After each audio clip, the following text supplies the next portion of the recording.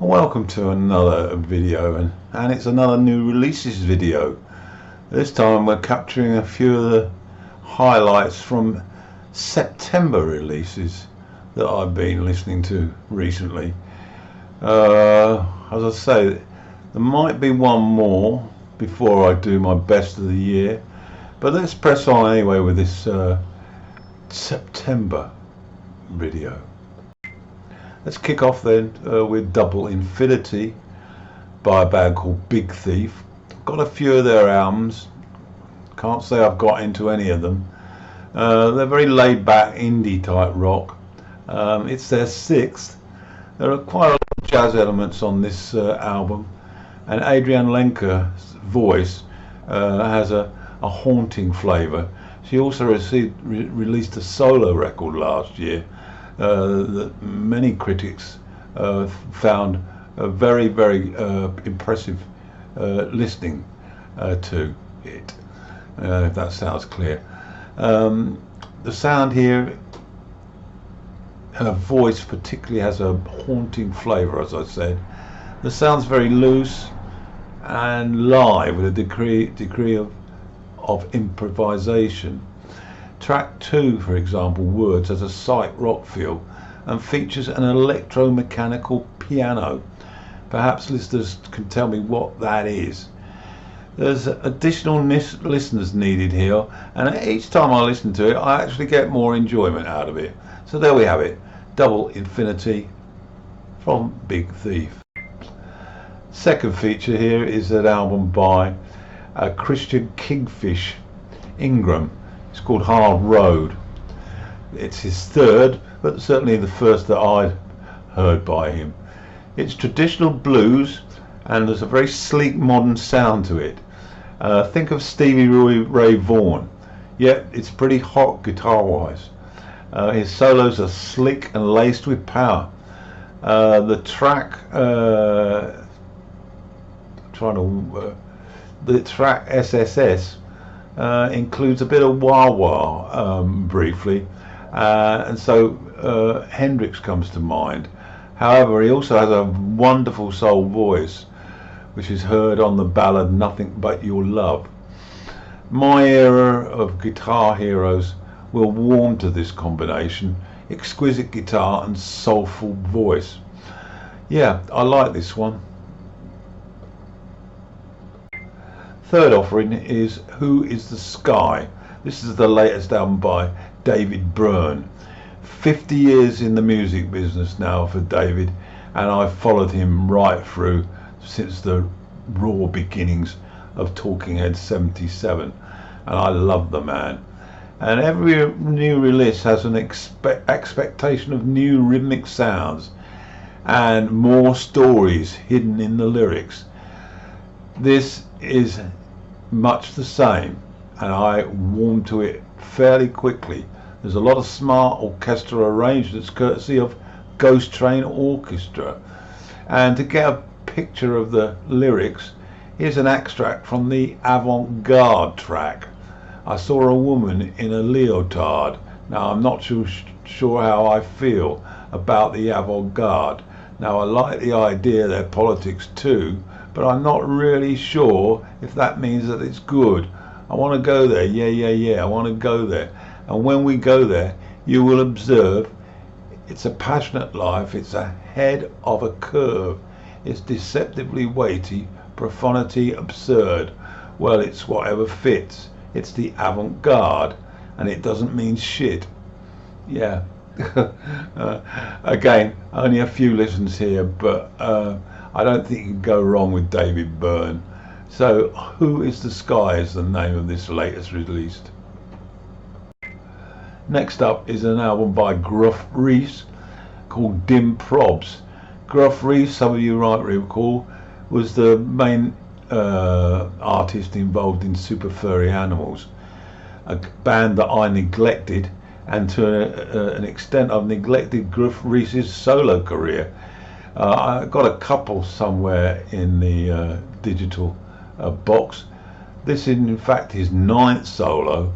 It's a very dark but humorous, warm and intimate collection of songs that he sings entirely in Welsh. It explores weighty themes of death and war.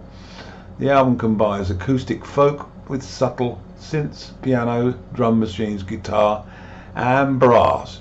Creates a hypnotic and intimate listening experience. For example, Atmosphere, just wallow in the guitar that echoes through the opener with that solid acoustic guitar melody. Also, listeners note, Gruff's politics, Welsh heritage, needs protection from the invading English. This is an absolute delight, and I have listened to it a bit, but I will get to listen to it even more. Dib Probs from Gruff Rhys. Continue on with Twilight Override. This is the new album by Jeff Tweedy. Jeff, of course, the main instigator in the band Wilco. This is a monster, 3 discs, 39 songs, and Tweedy focuses on politics. He's very much an anti-Trumper, and he focuses on the polarization following the rise of Trumpism as he sees it. Politics aside though, the music is dominated by acoustic driven songs. Twilight Override was created out of Tweedy's belief that creativity eats darkness. That's his way of coping with, as he sees it, the right-wing views of Donald J. Trump. Yeah, I quite like it. I'm not a great acoustic fan, so I have to work on it, but I can see that he's very talented. Continuing with my new releases from September of this year, next one I want to touch on is an album called Cover Girl by Lady Wray. She's Nicole Wray. It's her 3rd record, and I really liked it, and I'm going to check out the first 2. Very soul and funk disco mix, merge you, and there's a track called You Brought the Sunshine which captivates the whole mood. It's certainly one of the highlights. I heard repeatedly heavily influenced by Stevie Wonder with that funky rhythm, and Ray's falsetto hits all the right beats. It sounds like those early Wonder sounds that Stevie hit us with at the beginning of the 70s. Best of Us, the title track, another highlight, I have to say. The vocal is very good, and it mixes the lead vocals and the harmonies perfectly. It's melt together like a gospel church choir to an extent. Check that one out, Cover Girl by Lady Wray. Next up is the latest effort from one Robert Plant. Yeah, that guy from Led Zeppelin. Well, Led Zeppelin is almost a completely different person. His latest is called Saving Grace, and here he's collaborating with a banjo player called Matt Worley, plus other folk musicians, singer and accordion player Susie Deanne, Susie's husband, and that is Matt Worley. The drummer Oy Jefferson, guitarist Tony Kelsey, and cellist Barney Morse Brown make up Robert Plant's new collaborators. Their sound is largely informed by American traditions, blues, folk, country, gospel, and steeped in a bit of UK Midlands mystique, I guess. Some of Saving Grace's most effective moments spring from its blend of voices. Yeah, there's 2 or 3 of them singing, including Susie Deanne. Very nice she is as well. I want to refer to the cappella on I Never Will Marry. It's a shining example of what I'm talking about. Saving Grace features 10 tracks, primarily reinterpretations of material by other artists, and I particularly like Soul of a Man. It's so being a blues written by Blind Willie Johnson. Nice guitar on that. So check it out, Saving Grace, Robert Plant. Moving on, Saint Etienne. They're a band that I've touched on from time to time over the last decade. They've got a new album out called International, and they're a band that are quite influenced by orchestral maneuvers in the dark. This is their 12th album, and they claim it's going to be their last. It's very much more melancholy dance tracks, heartbreaking ballads, and sophisticated retro pop. Picking out a track that sums up the feel is Two Lovers, with Vince Clarke collaborating.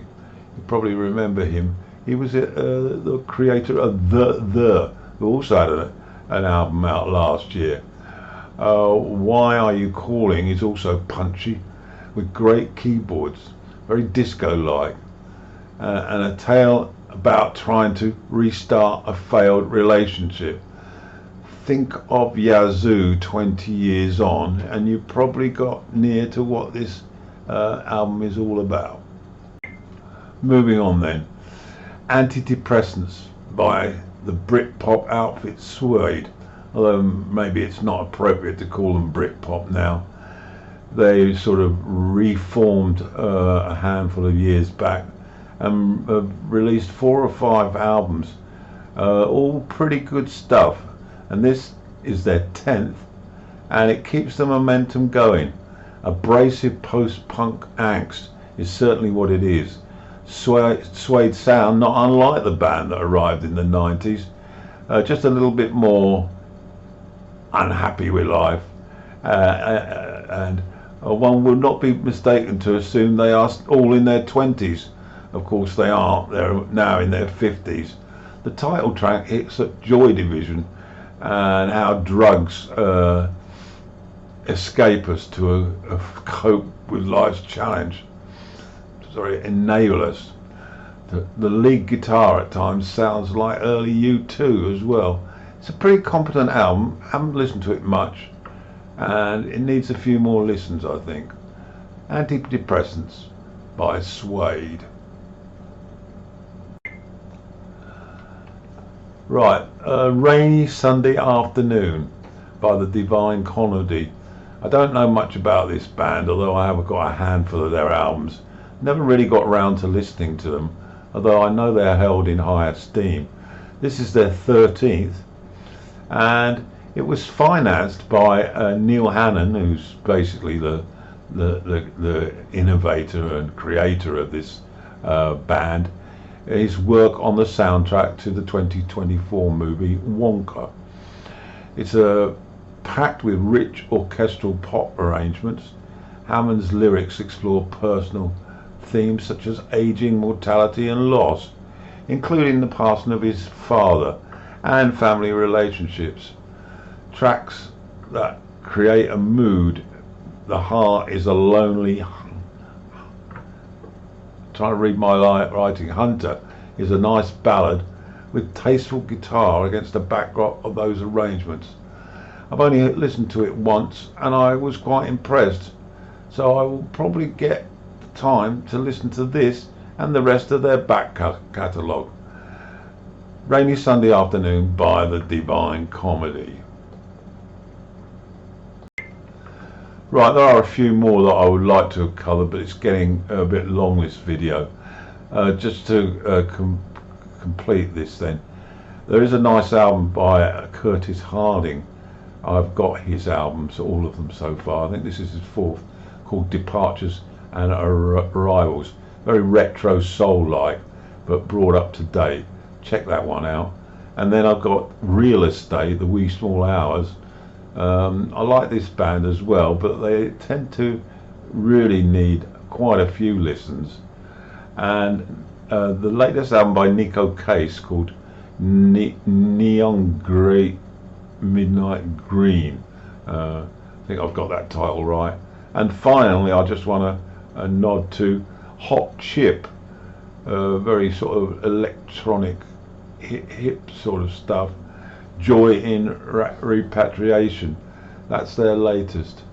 So anyway, that concludes my September new releases. There were more than this, but I just can't cover them all, and I'm hoping to get another one in before that end of the year top 30. Okay, that's my lot.